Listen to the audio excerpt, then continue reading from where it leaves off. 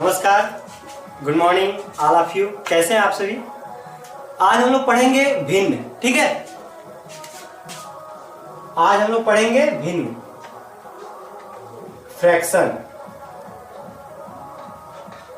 भिन्न किसे कहते हैं? भिन्न का तात्पर्य जो होता है, भिन्न का अर्थ होता है किसी एक भाग का होना। जैसे मान लीजिए अगर हम एक वर्ग बनाए हैं, ठीक है, इसको वर्ग समझिएगा। अगर 9 भी हो तो आप लोग वर्ग ही समझिएगा, क्योंकि हम वर्ग बनाए हैं। ठीक है,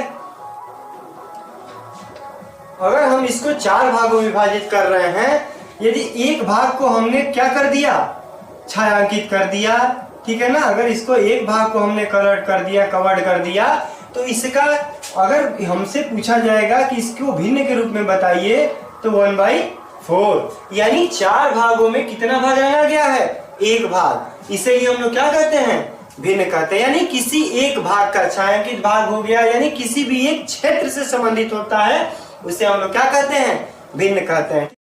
भिन्न के प्रकार, टाइप्स ऑफ फ्रैक्शन।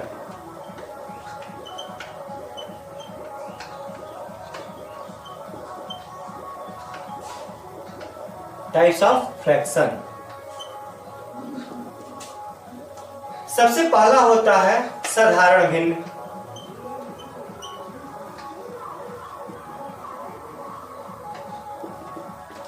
दूसरा होता है उचित भिन्न।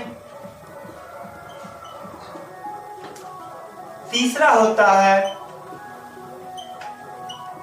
अनुचित भिन्न। चौथा होता है इकाई भिन्न। पांचवा होता है व्युत्क्रम भिन्न। और छठा होता है संयुक्त भिन्न।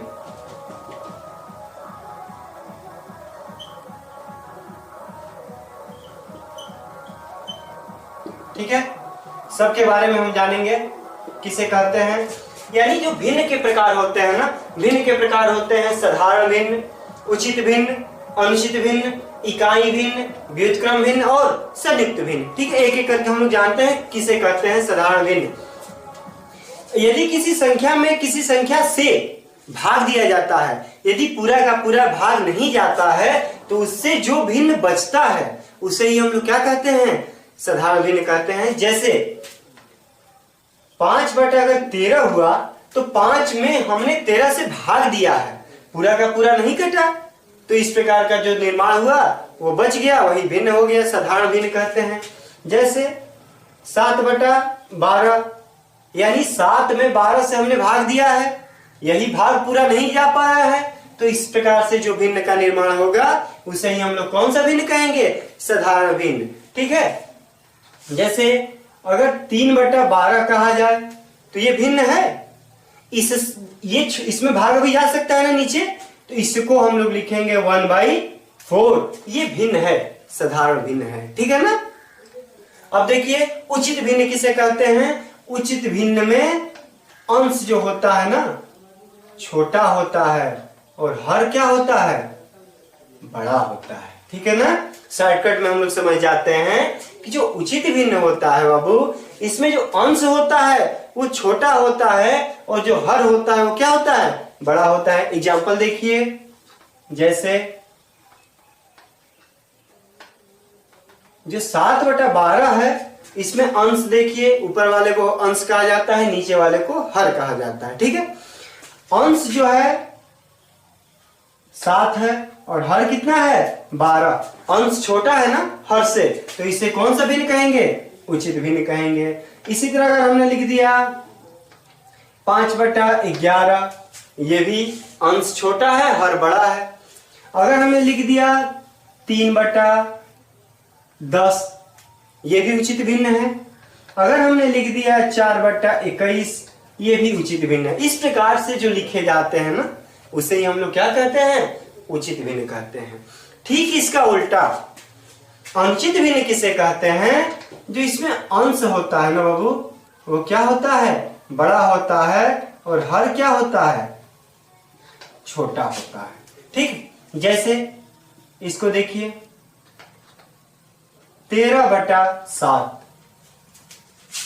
11/9, 53/17, 21/13, यानी 12 चीजों में 7 चीजों को पाना संभव है, आसान है। 11 चीजों में से 5 चीजों को निकालना आसान है, लेकिन 7 चीजों में से 13 चीजों को निकालना बहुत ही कठिन काम है ना। इसीलिए कौन सा भिन्न है? अनुचित भिन्न। और इस प्रकार के जितने भी भिन्न आएंगे उसे हम लोग क्या कहेंगे? अनुचित भिन्न कहेंगे। ठीक है ना, डट डट कर दीजिएगा ताकि ये यहाँ समाप्त नहीं है, अभी और भी आ सकते हैं। ठीक है, इसके बाद हम लोग पढ़ेंगे इकाई भिन्न। इकाई भिन्न किसे कहते हैं? इसका अंश होगा ना, अंश हमेशा क्या होता है? 1 होता है। इसका अंश हमेशा क्या होता है? 1 होता है। और इसका एग्जाम्पल आप लोग लिखेंगे तो 1/4, 1/7, 1/5, 1/21, 1/12, इस प्रकार से कोई भी संख्या यदि आपको कोई भी भिन्न दे दिया गया है, उस प्रकार के भिन्न को हम लोग क्या कहेंगे? इकाई का भिन्न। यानी जो अंश होता है उसका मान क्या होना चाहिए? हमेशा 1 होना चाहिए। इकाई भिन्न कहलाता है। आगे हम लोग जानते हैं व्युत्क्रम भिन्न किसे कहते हैं। यदि कोई भिन्न दिया हो p/q के रूप में, ठीक है ना, कोई भिन्न किस रूप में दिया हो? p/q के रूप में। यदि इसको हमने बदल दिया q/p के रूप में, तो ये कौन सा? ये हो गया साधारण भिन्न। ठीक है ना, इसको हम लोग क्या कहते हैं? साधारण भिन्न कहेंगे। और इससे जो ये उत्पन्न होगा उसको हम लोग क्या कहते हैं? व्युत्क्रम भिन्न कहते हैं। ठीक है, जैसे अगर 2/3 का व्युत्क्रम पूछे तो क्या होगा? 3/2 होगा। यदि 4/5 का व्युत्क्रम पूछे तो क्या होगा? 5/4 होगा। यानी अगर 1/7 का पूछे व्युत्क्रम तो 7/1 होगा। उसी तरह 3/5 का अगर व्युत्क्रम पूछे तो 5/3 होगा। ठीक है, ये जो चारों एग्जाम्पल है ना, इससे पता चल जा रहा है कि जो व्युत्क्रम होता है अंश को हर बना देते हैं और हर को अंश बना देते हैं, तो कौन सी भिन्न प्राप्त होती है? हमें व्युत्क्रम भिन्न होता है। ठीक है ना। अब देखिए संयुक्त भिन्न। संयुक्त भिन्न में क्या होता है? एक होता है पूर्णांक और एक कैसी होती है संख्या? एक भिन्न होता है। ठीक है ना, यानी एक पूर्णांक और एक भिन्न से मिलाकर जो भिन्न बनता है उसे हम लोग क्या कहते हैं? संयुक्त भिन्न। जैसे